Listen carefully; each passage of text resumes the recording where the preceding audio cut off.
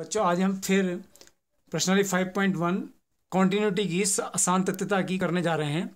फलन प्रश्न क्या है? फलन f के सभी असातत्यता के बिंदुओं ज्ञात कीजिए कि जिन बिंदु पर ये फलन डिसकॉन्टिन्यूस है, असातत्य है, डिसकॉन्टिन्यूस है, वो बिंदुओं में निकालने हैं।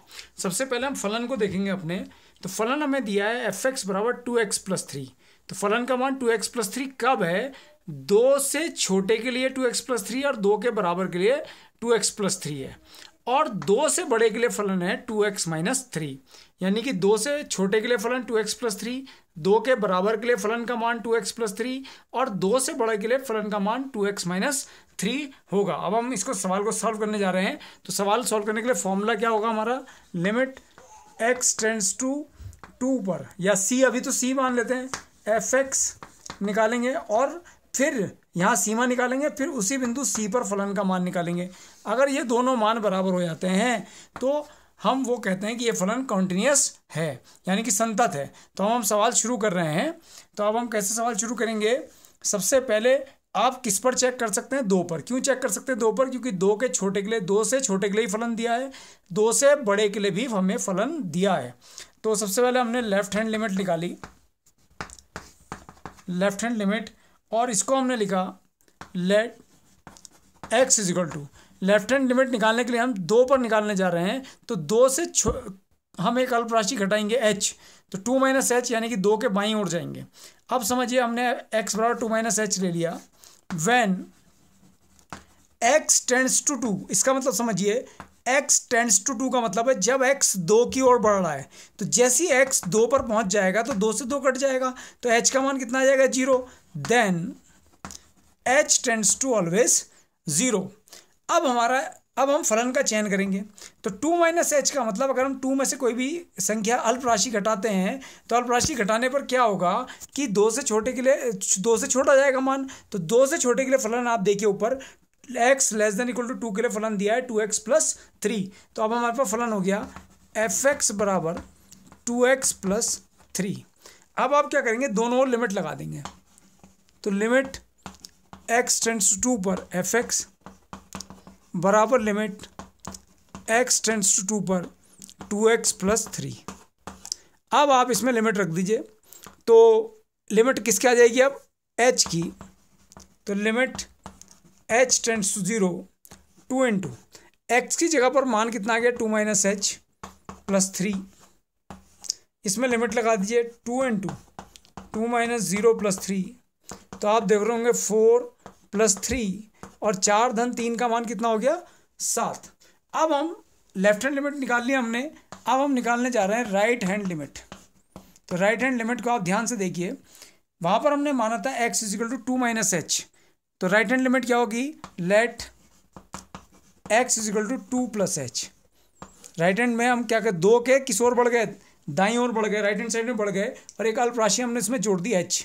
व्हेन जब x 2 की ओर बढ़ेगा, अग्रसर होगा, जैसे ये 2 पर पहुंचेगा, जब x इस x का मान 2 पहुंच जाएगा तो 2 से 2 कट जाएगा। Then h tends to always 0। अब हम x = 2 + h, यानी कि 2 से बड़े मान के लिए फलन लेने जा रहे हैं। तो ऊपर देखिए x > 2 के लिए, x > 2 के लिए फलन क्या दिया है? 2x-3। तो यहाँ पर आ जाइए, fx बराबर मैंने ले लिया 2x-3। अब मैं क्या करने जा रहा हूँ? दोनों लिमिट लगा दूंगा। लिमिट x टेंड्स टू 2 पर fx बराबर लिमिट x टेंड्स टू 2 पर 2x-3। हमने फलन के दोनों लिमिट लगा दी। अब लिमिट आ जाएगी h की, लिमिट h टेंड्स टू 0। जब लिमिट h की आ जाएगी तो फलन भी किसका हो जाएगा? अभी तक x का था, लिमिट h की हो जाएगी तो फलन भी किसका हो जाएगा? h का। तो x का मान हमने क्या माना है? 2 + h। तो 2 + h - 3। अब इसमें लिमिट लगा दीजिए, 2 इंटू 2 + 0 - 3, 4 - 3 बराबर 1। तो आपने क्या देखा कि दाईं सीमा और बाईं सीमा बराबर नहीं आई। तो LHL is not equal to RHL। इसलिए x बराबर 2 पर फलन f कॉन्टिन्यूस यानी कि संतत नहीं है। तो x बराबर 2 पर फलन f संतत नहीं है, तो हमें असांतत्यता का बिंदु मिल गया x बराबर 2। अब आप क्या करेंगे कि 2 पर तो हमने चेक कर लिया, अब हम 2 से छोटे के लिए चेक करेंगे और 2 से बड़े के लिए। हमें सभी वास्तविक संख्याओं के लिए इस प्रश्न को चेक करना है। तो सबसे पहले हम एक केस बनाएंगे। केस फर्स्ट, माना let x equal to c less than 2। वह c वो संख्या है जो 2 से छोटी है, वेयर जहां c belongs to capital R, और c क्या है, कोई वो वास्तविक संख्या है जो 2 से छोटी है। तो 2 से छोटे के लिए यहां पर देखिए फलन क्या है, 2x प्लस 3, तो fx बराबर 2x प्लस 3। अब आप दोनों और इस फलन के दोनों लिमिट लगा दीजिए। तो limit x tends to c पर fx बराबर limit x tends to c पर। अब हमने यहाँ 2x प्लस 3 में लिमिट लगाई, 2x प्लस 3 में दोनों और लिमिट लगा दी, इसमें मान रख दिया, तो ये आगे लिमिट लगा दो 2c प्लस 3। तो आप देख रहे हैं c जो कि 2 से छोटा कोई भी वास्तविक संख्या है, तो यहाँ पर कोई भी वास्तविक संख्या रख के देख लो तो आपको कैसा मान मिलेगा, निश्चित और परिमित, डेफिनेट एंड फाइनाइट।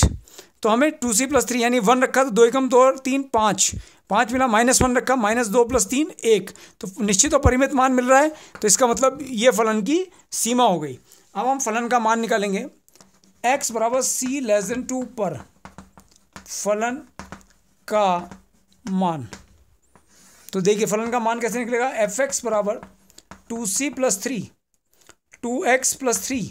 अब इसमें fc निकाला तो fc बराबर 2c प्लस 3। तो आपने देखा सीमा 2c प्लस 3 और फलन का मान भी 2c प्लस 3। तो क्या लिख देंगे, बिकॉज चूंकि limit x tends to c fx पर फलन की सीमा और बिंदु c पर फलन का मान fc दोनों किसके बराबर है, 2c प्लस 3 के। तो ये हमें क्या बता रहा है, x is equal to c less than 2 पर, यानी कि 2 से छोटी वास्तविक संख्या पर फलन f क्या है, संतत है। ये बात मेरी समझ में आ गई। अब आप बनाएंगे केस सेकंड।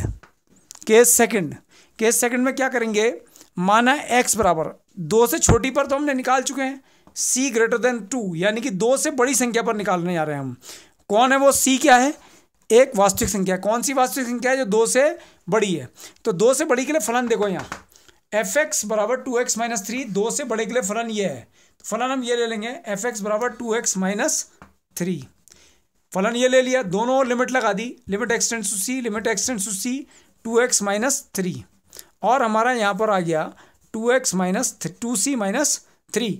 अब 2 से बड़ी अगर आप यहाँ रखते हैं 3, 2 3 6 माइनस 3 3, एक निश्चित और एक परिमित राशि है, डेफिनेट एंड फाइनाइट। यहाँ 100 रखते हो, 100 दूनी 200 माइनस 3, 200 माइनस 3 कितना हो गया, 197, यानी कि एक निश्चित परिमित राशि मिल रही है, इसलिए ये फलन की सीमा हो गई। अब यहाँ पर आ जाओ x equal to c greater than 2 पर फलन का मान, तो fx बराबर फलन हमारा कितना है 2x माइनस 3, तो fc बराबर कितना हो गया 2c माइनस 3। अब हमने लिखा चूंकि limit x tends to c पर फलन की सीमा और बिंदु c पर फलन का मान fc दोनों किसके बराबर हैं, 2c माइनस 3 के। इसलिए x is equal to c greater than 2 पर फलन f क्या हो गया, संतत हो गया। तो इससे आपने क्या समझा कि केवल 2 पर यह संतत नहीं था। तो अब हम लास्ट उत्तर लिखने जा रहे हैं, इसका ध्यान से देखिएगा। अतः x belongs to capital R सभी वास्तविक संख्याओं पर, लेकिन किस पर नहीं, 2 पर नहीं। तो वास्तविक संख्याओं के समुच्चय में से, सेट ऑफ रियल नंबर्स में से हमने 2 को हटा दिया, पर f क्या है, संतत है। अब वो पूछा था असांतत्यता का बिंदु, अतः x बराबर 2 असांतत्यता का बिंदु है।